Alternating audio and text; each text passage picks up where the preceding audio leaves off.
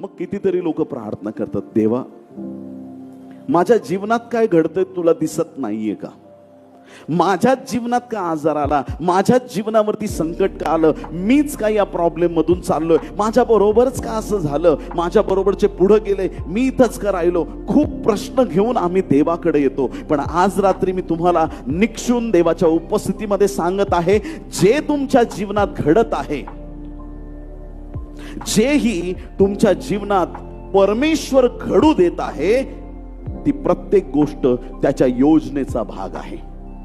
जेही चाललंय तुमच्या जीवनात आता सध्या, तुमच्या जीवनातले चढ उतार त्याच्या गौरवाचं कारण बनतील. तुमच्या जीवनातल्या समस्या एक मोठी साक्ष निर्माण करणार आहेत. तुमच्या जीवनातल्या आज असलेल्या अडचणी त्या आज आहेत, उद्या नसतील. पण माझा देव काल आज युगानुयुग एक सारखा आहे. तो देव तुमच्या बरोबर आहे.